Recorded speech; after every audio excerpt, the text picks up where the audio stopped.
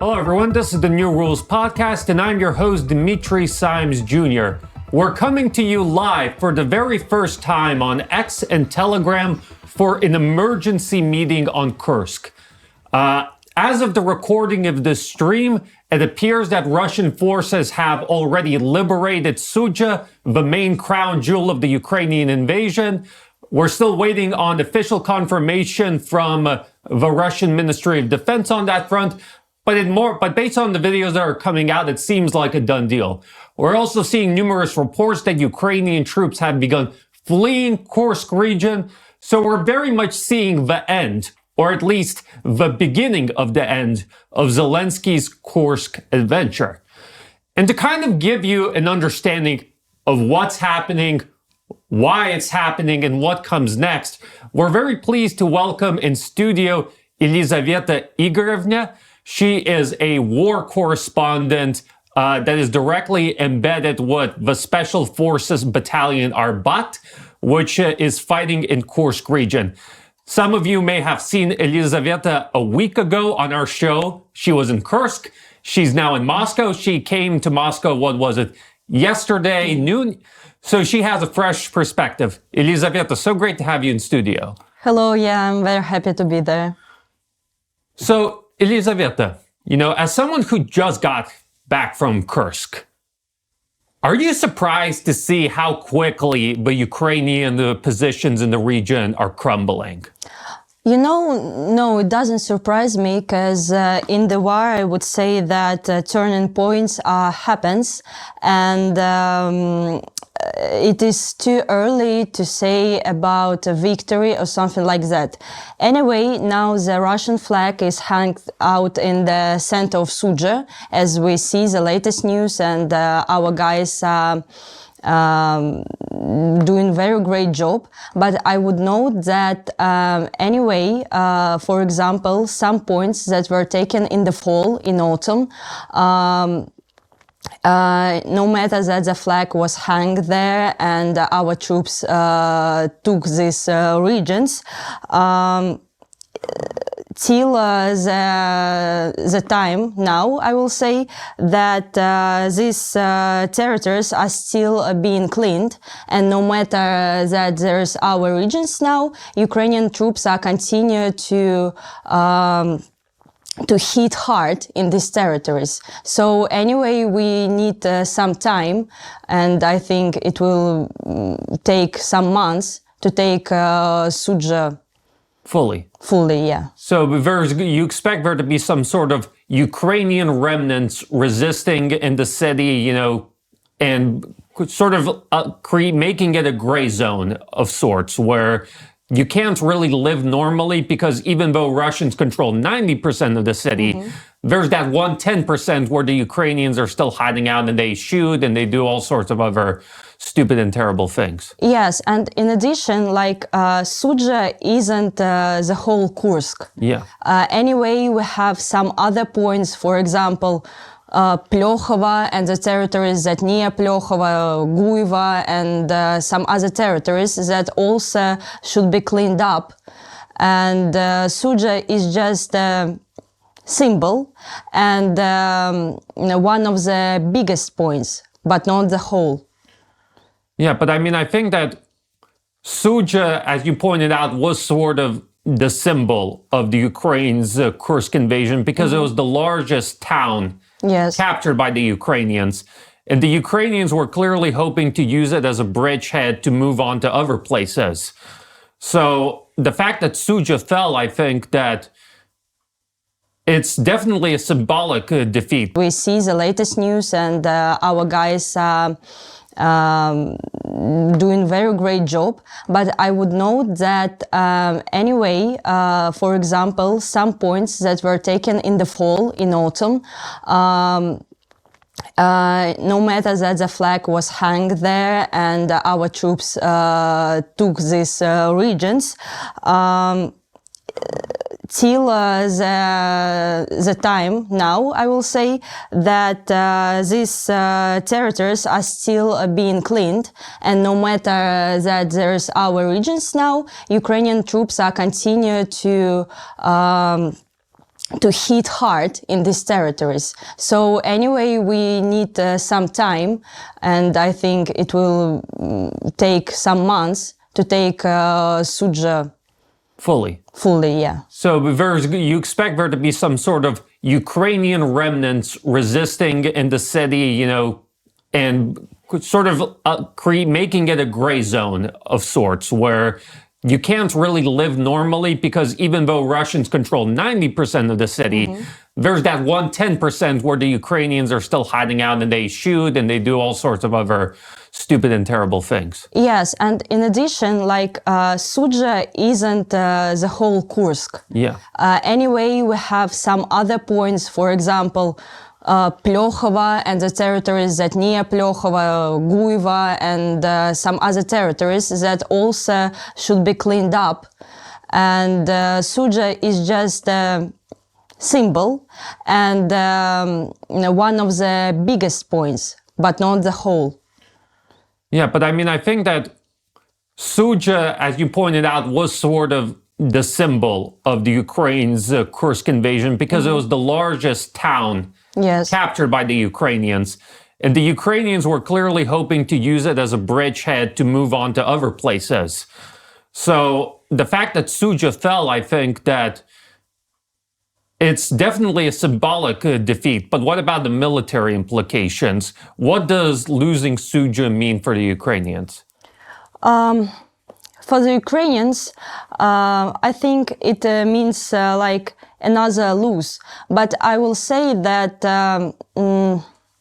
firstly, when in Kursk it all began, Ukrainian troops moved all the elite army to the Kursk region. And as we know, all the Mediterraneans and all the elite weapons and so on was in Kursk region.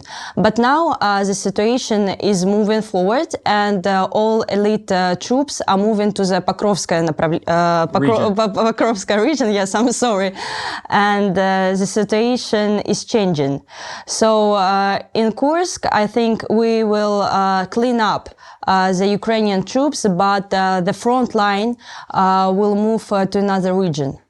Yeah, so basically, I guess the center of gravity is moving from Kursk to the southern Donetsk front around Pokrovsk. Yes. All right, so that's interesting. But I do want to ask, right, because not a whole lot of people thought that Sudzha would fall so soon.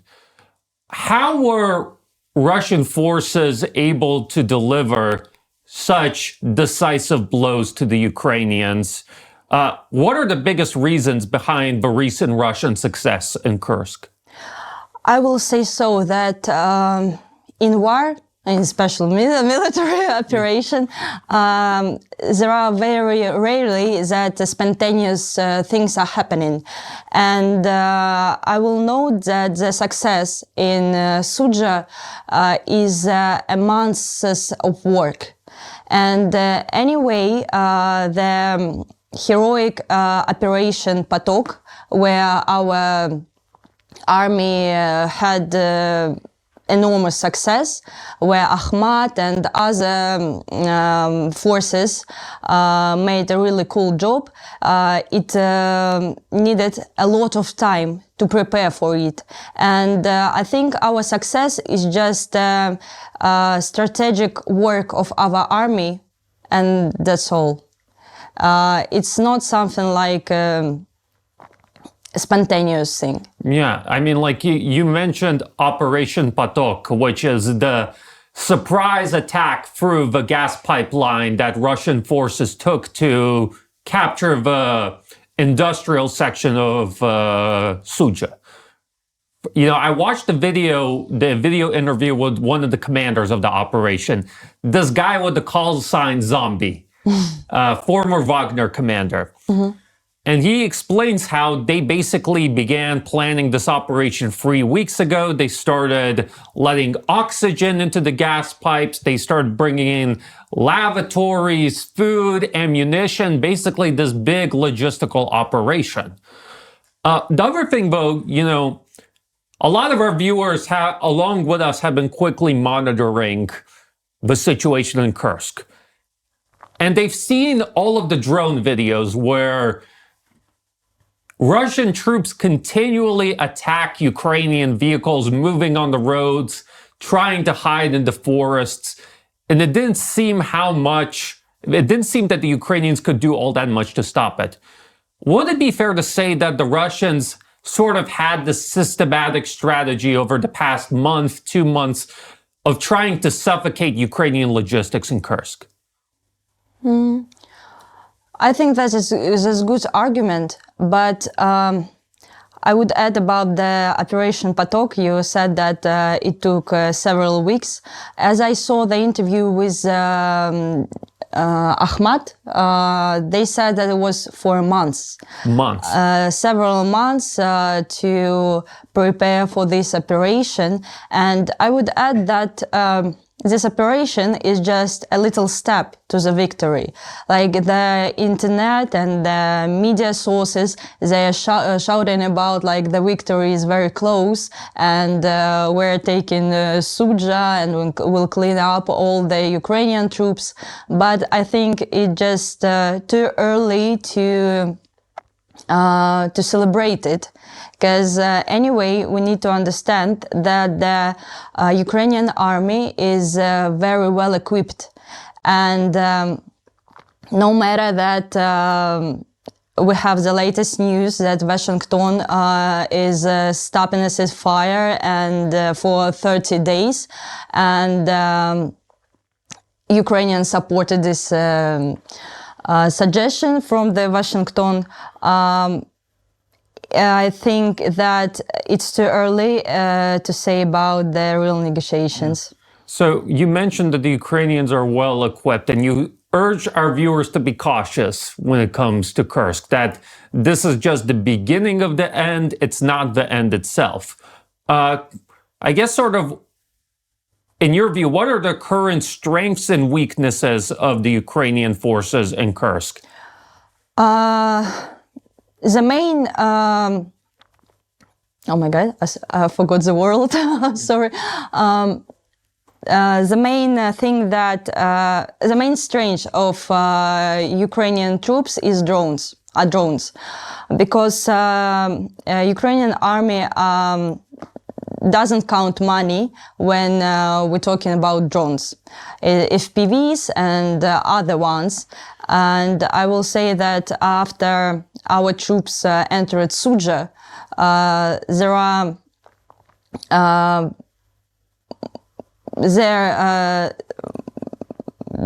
begin to be more and more drones in points where they haven't been earlier.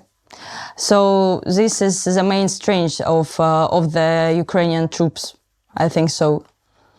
Yeah, I mean, because we constantly hear that the Ukrainians have manpower shortages, artillery shortages. Is it fair to say that they're, for now, compensating for these weaknesses by, just building massive amounts of drones and firing them? Yes. Okay. What about the weaknesses, though, of the Ukrainians? If drones are their strength, what are the weaknesses, in your estimate, of the Ukrainian troops in Kursk? The weaknesses, I think that's people. Because, as I said earlier, so the big amount of elite troops of Ukraine are moving to another region.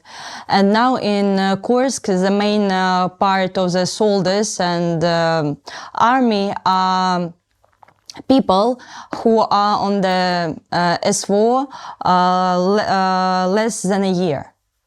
And the mobilized Ukrainians who just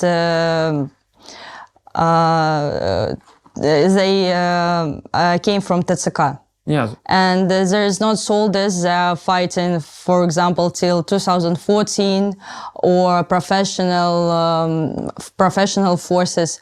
This is just simple guys who are not interested in war. And this is a weakness of the Kursk. And also I will say about people that the army in Kursk, Ukrainians understand that situation for them is changing.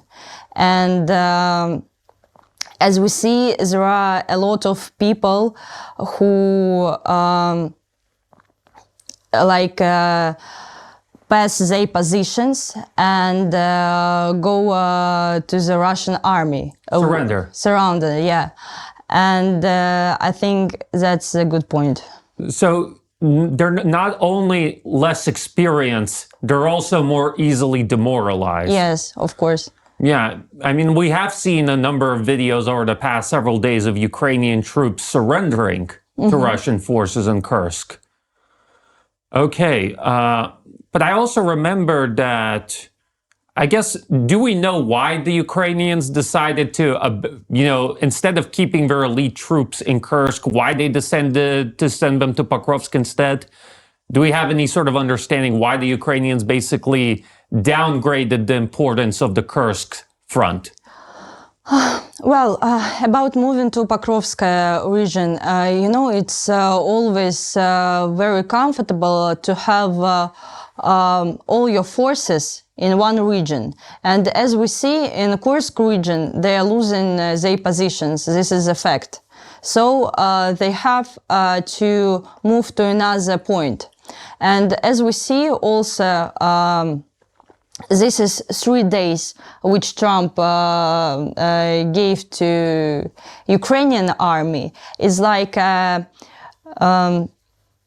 rehab for Ukraine, because that's 30 days doesn't give us victory or make us closer to negotiations. It just gives time to Ukraine to make them new flow of weapons and intelligence. Yeah. So I actually want to ask about the weapons and intelligence, because you're also on X. You probably have seen this as well. A lot of Western observers are saying that the recent collapse of Ukrainian forces around Suja is primarily due to the fact that Trump temporarily paused U.S. intelligence sharing with Ukraine. What do you, as someone who just got back from the front lines in Kursk, what do you make of that argument? Oh, that's a very interesting question. Firstly, I want to know that in such short period of time, Russia hasn't had time to really understand the weakness of any weapons and intelligence from Washington. And about this 30 days and success of diplomatic mission of Trump, I think that the main argument there will be that in these negotiations, Ukraine isn't a subject. It's just an instrument, with the help of which Trump can make some diplomatic moves and take time for the next changes in the special military operation. And his moves aren't for the sake of Ukraine. It's just the sake of Washington. Because we all know that Trump is a very good businessman, and his position always is to make more money and make some goods for the USA. And this is a very difficult question for Russia, because if we're talking about the situation in this war, of course, we shouldn't agree on these negotiations, because this 30 days will just give an opportunity to Ukraine to stabilize the line in the front and to make new weapons and some intelligence. But on the other hand, if we take these agreements and become a little bit closer to the negotiations, we can solve some questions with the sanctions from Washington and remove them. Yeah, but I mean, if we're talking purely military perspective, the 30-day ceasefire would help the Ukrainians more in Kursk than it would help the Russians in Kursk. Is that correct? I think that mostly it will help Ukraine because, as I said, they will just refresh their army in 30 days. And we had this situation sometime before, Debaltseva and other situations, like it isn't something new. Yeah. Can I just give our viewers context? Because you've been reporting on this for a long time, so you know the whole backstory. But for our audience members who are relatively new to this, Debaltseva refers to a 2015 battle, if I'm not mistaken, where basically the Donetsk People's Republic militia had the Ukrainians surrounded and were on the verge of destroying them, basically. So basically, the Ukrainians panicked and they said, okay, we give up. We're willing to do peace deal.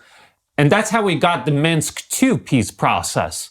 So 2015, you have Minsk II. 7 years go by, and it turns out that the Ukrainians were lying all this time and they didn't want peace. They were just surrounded and they wanted to get their troops out of encirclement. So that's sort of the historical context that you need to know. Sorry, back. Yeah, so like we had never have it before, and that's again. Yeah. Yes. Yes, anyway, I think that our president won't go to this negotiations agreement. And I think that we just will continue to fight. Anyway, that will be a very dramatic situation if they will decide to stop the fire, because I think it isn't right decision. Yeah. So, before thinking more about the present and what comes next, I want to take a step back. Let's go to the very beginning of Ukraine's Kursk invasion in early August 2024. Initially the Ukrainians were able to catch Russia off guard. They were able to make gains. And there were people who were worried that they could go all the way to the Kursk nuclear power plant or even further. But that didn't end up happening. How were Russian troops able to stabilize the situation in Kursk amid the early chaos? Well, I will also say that I don't think that the Kursk Convention of Ukrainian troops was something new for Russian army. Of course, if we surf the internet and look for our media, it was something surprising, and most people, and especially in our army, they didn't expect it.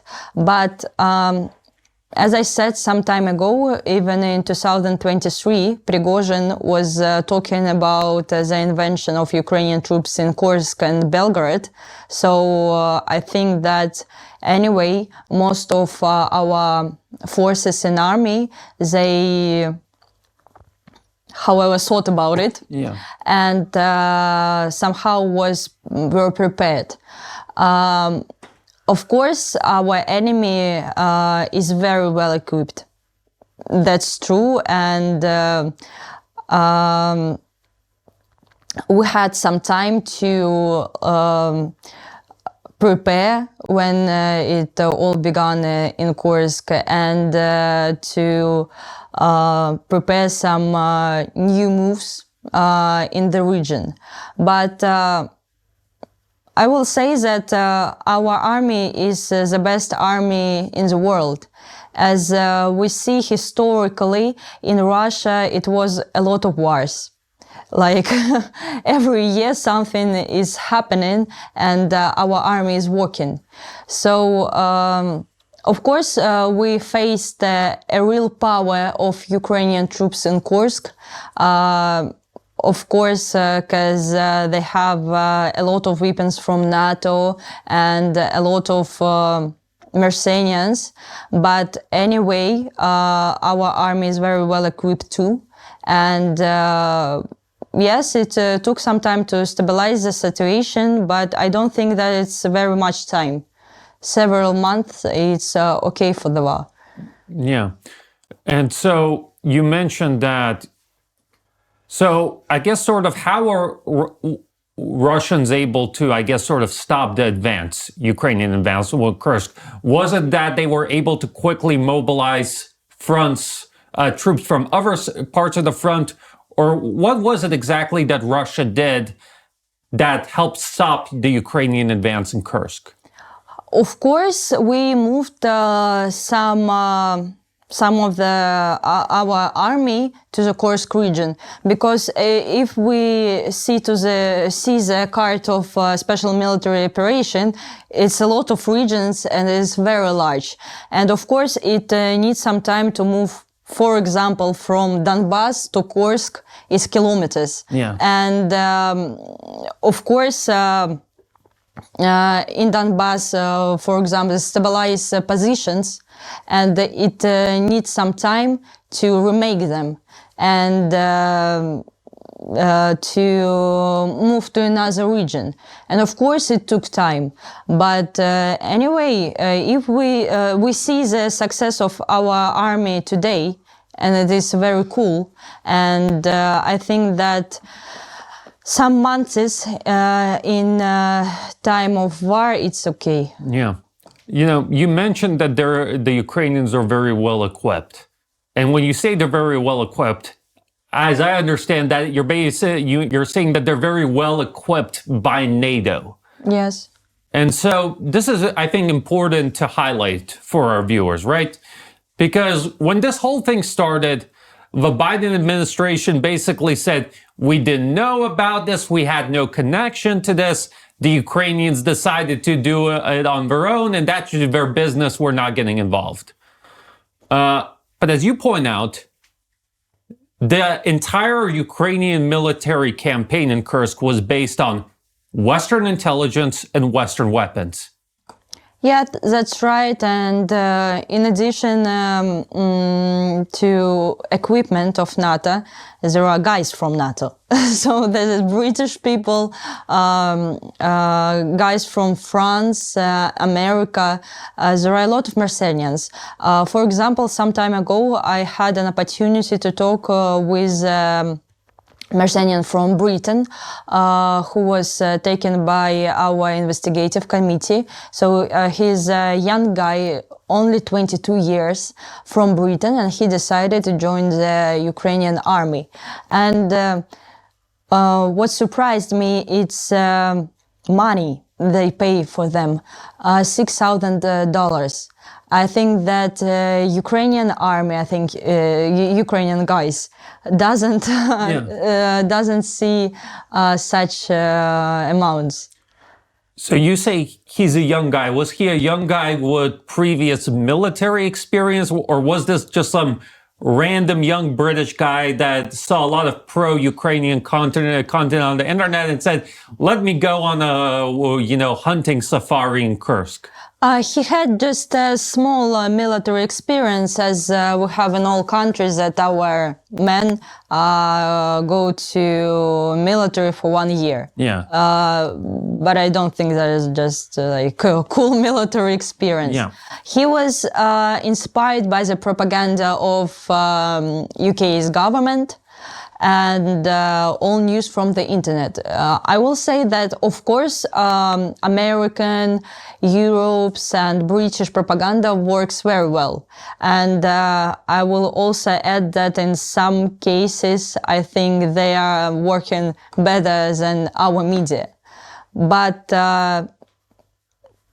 they have just words, and we have facts and actions. Yeah, so is it fair, do you think he is a representative case? Are most mercenaries fighting for the Ukrainians in Kursk, are these basically these young guys with little military experience, or are these actually, for the most part, experienced veterans? Who are what is the typical profile of the NATO mercenary, of the foreign mercenary in Kursk? I don't think that it just have a typical person from 18 to 22. No, they're very different people. And for example, this guy who was just inspired by the propaganda, and also there are real fighters with a military experience and who were inspired by, for example, Nazi teachings. So it's very different people, and we can't say that there's only young guys or just old guys. There is no such thing. And so what sort of role do the NATO mercenaries play in Ukraine's Kursk campaign? What is their job, basically? They have very different job, but I will say that mercenaries do a lot of dirty job with civilians. It all began a lot of time ago, not only in Kursk region, but if we play back, it's like Avdiivka and so on. I was talking to our fighters in our Russian army, and they said me a very interesting thing. It all started like that when Russian army started to clean up the territories, of course, Ukrainians are played back. And it always happening like that the first people who leave the territories is Americans. After Americans left Ukrainian troops, and the last one who left the territories are Polish guys.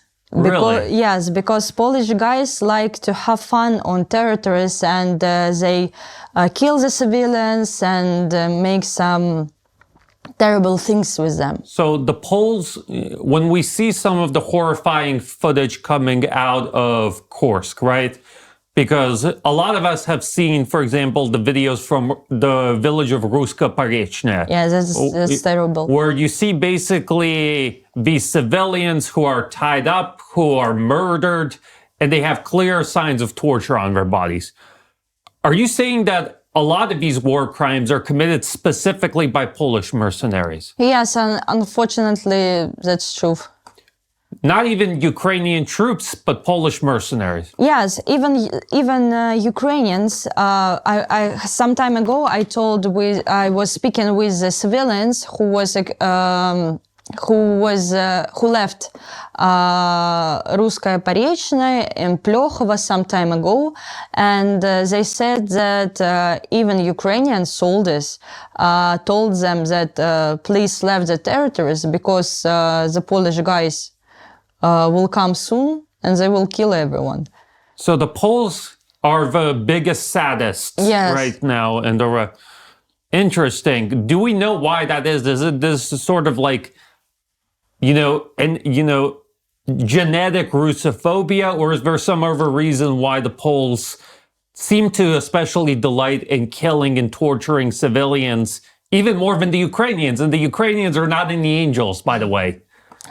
I think that it just historically happened because we always had difficult relationships with Poland. And of course, as a Ukrainian and some Baltic countries, they were raising generation to hate Russia, and they were raised on Russophobia. Yeah. That's unfortunately true. What about American mercenaries? Do they have any sort of track record of killing civilians, or do they more or less, don't? I guess so. What is the reputation of American mercenaries when it comes to civilians? Well, I didn't hear about specific moves of American mercenaries. I know that they are on our regions, and that's all. I think that most of mercenaries are just earning money. Yeah. And to what extent are they good fighters, right? They're normal fighters, and but I will say that they have a specific role, because, for example, they always work like not in groups like Ukrainian troops, but they have groups where less people, and they play like specific roles in the front. It's not like our штурмовики or something like that. Assaults, yeah. They like go to the civilians and make there some movements. So basically, you know, the Ukrainian conscripts are used as cannon fodder, while the mercenaries are standing in the rear guarding, you know, the third and second echelons. Yeah, something like that. Well, I mean, and they're the ones that are getting more paid just to stand around. I think it's just like cool point for the Ukrainian army that, we have guys from NATO.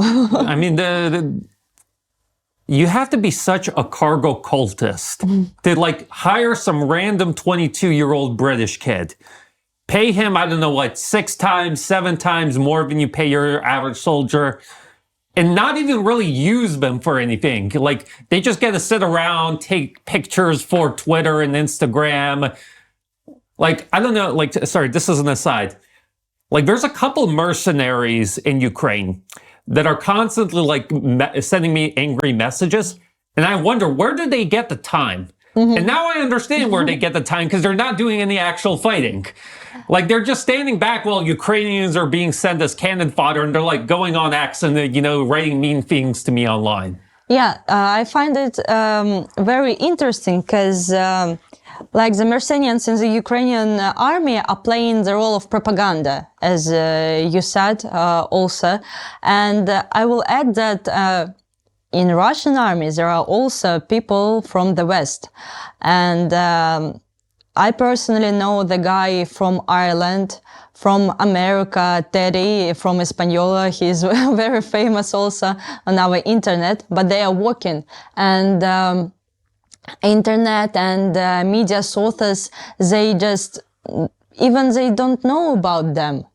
You just face them when you are in the Kursk region, for example, and you just see the man from Ireland in our army. But he doesn't have any media sources. He doesn't have like his page on Twitter or something like that. He just works. Yeah.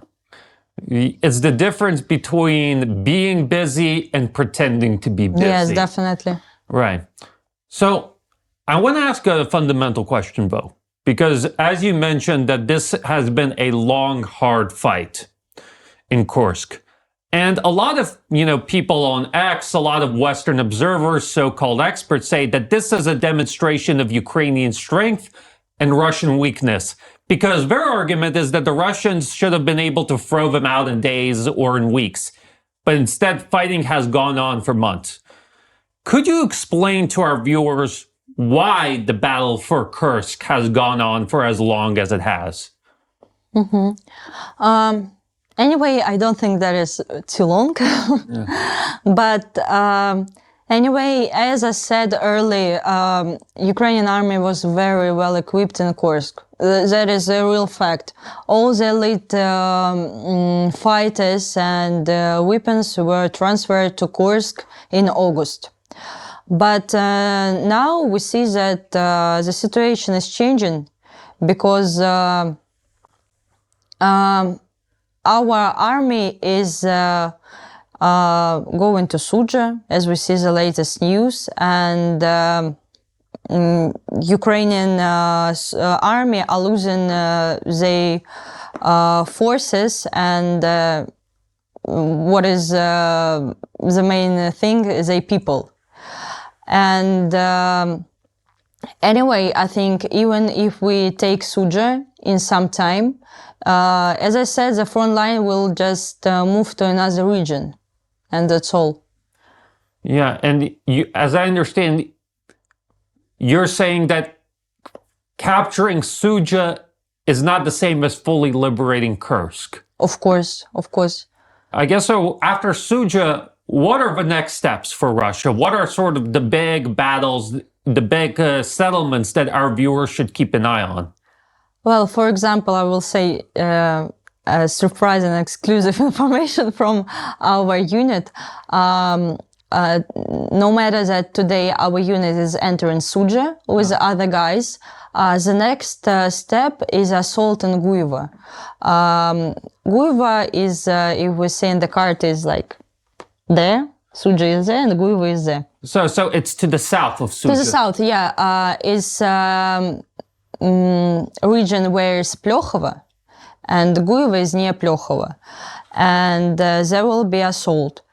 And of course, as I said, that Suja is just a big point in Kursk. Yeah. But of course, there are some other points which we have to clean up.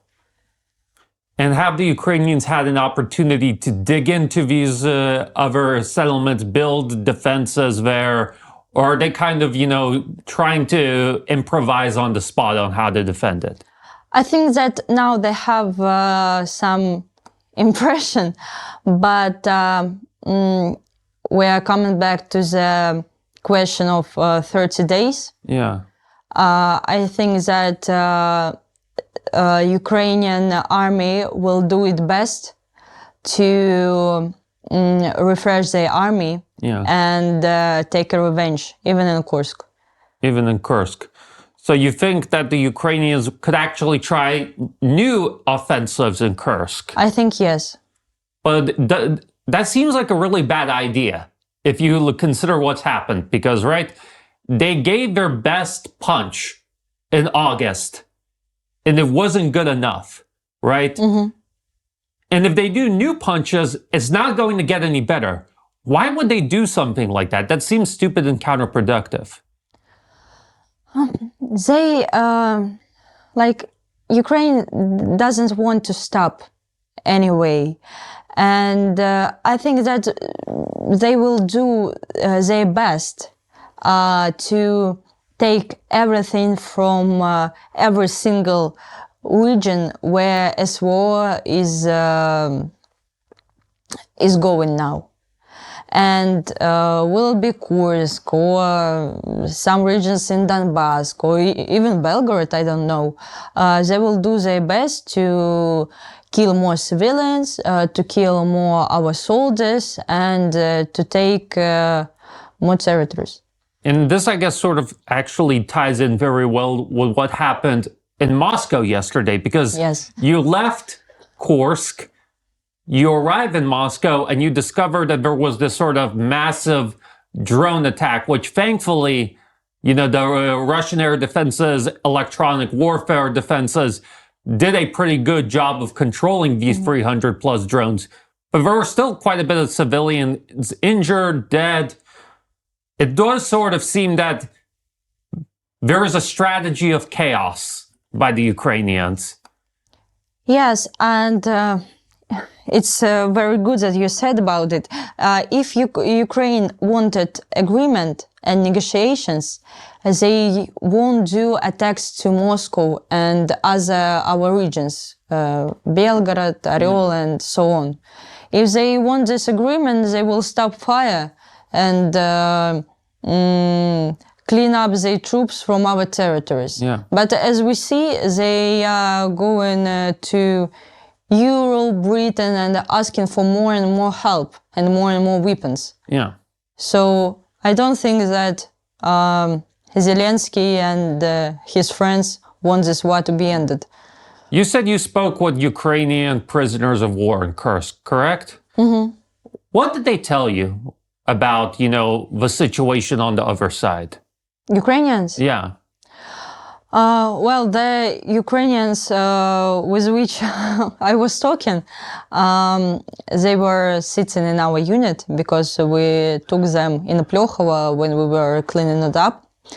And of course, Ukrainians are very interesting people because anyway, they are sitting in Russian army. They would do everything in order to not say about their army. Like they will imagine and say some things that I was taken by TCK and I didn't know where I'm going. That's so funny. Yes, but they don't like to say some information because they understand that when they will go back to the Ukrainian army, they will be definitely killed. If they understood that the Ukrainian soldier told some information to Russian army. So they're very strict about it. Yeah. But the main thing that they told me is about the NATO soldiers that they were practicing together and they have some oh my God, I forgot the words. I'm so sorry. Приказы сейчас. Orders. Orders, yes. They had some orders to NATO guys. So they were talking about it. About Ukrainian positions, they will never say about their positions. Because it's also a state from Codex for them. Yeah, because if they do that, you know, the second they return to Ukraine, they will be court-martialed and, you know, accidentally die in prison. Yes, it's of course it's the same war crimes as for them as for us. I can't imagine our soldier, which is in Ukrainian army, who's telling about our positions and so on. Even they won't say this too. Yeah. You know, that Russian soldier, if he, you know, is being tortured and, you know, he ends up giving some information, he can come back to Russia and, you know, he will be forgiven for that. Mm-hmm. Makes sense, makes sense. So I guess, you know, the question on everyone's mind is, obviously, we talked a lot about the potential ceasefire. Let's assume that a ceasefire doesn't happen, which I think is a good possibility that there won't be any sort of 30-day ceasefire. What do you expect to happen next in Kursk? Mm-hmm. Well, I think that, of course, we will have some success in Kursk, as we have it now. But I think that maybe we will have some regions or some points in Kursk, but as I said earlier, the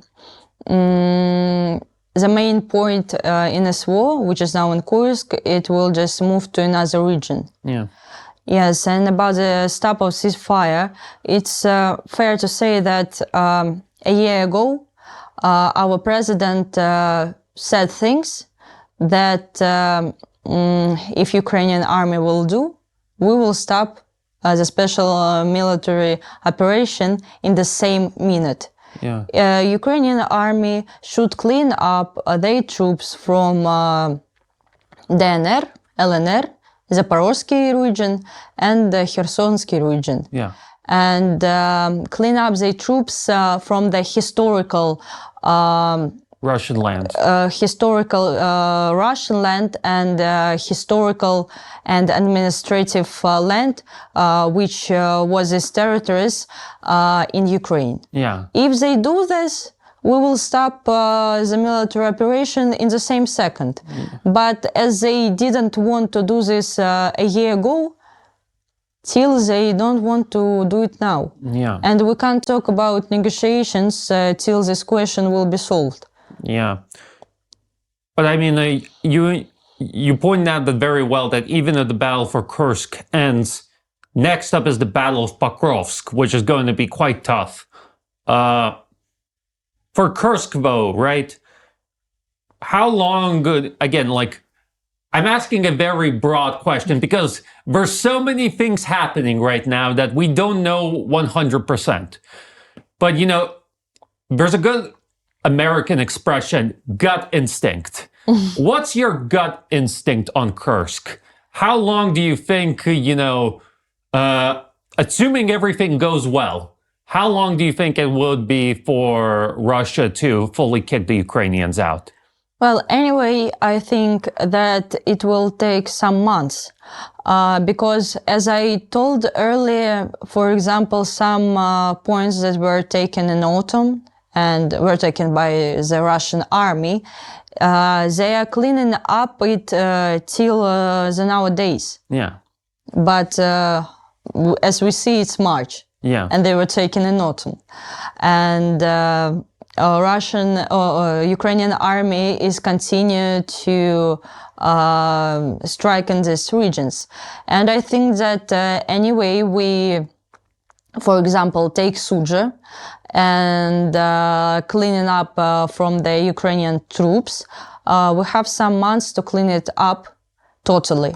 Yeah. Maybe the end of August, something like that. Which would be quite symbolic. Yes. In a sense. Yes. Yes. The Ukrainians come in August and they're fully kicked out, the following August. Yes. Well, Elizaveta, thank you so much for joining us live. And, as I mentioned, you just yesterday came from Kursk, so your perspective is fresh. And you know things that no one here in our audience knows. So thank you so much for coming and sharing these unique insights. Thank you for the invite. Yeah. And for our viewers, thank you for tuning in to our very first live stream. If you enjoyed it, please make sure to like it. Please make sure to repost it to help get the message out there. And also make sure to follow us on X and Telegram and to follow Elizaveta on X and Telegram. Once this stream is done, we'll give a reply post to posting her. I think actually we already tagged her. Yeah, we already tagged you. So just go on the link, click to follow her, like her posts. You'll get firsthand information from Kursk and from other regions where you do reporting. Thank you all for tuning in. Till next time.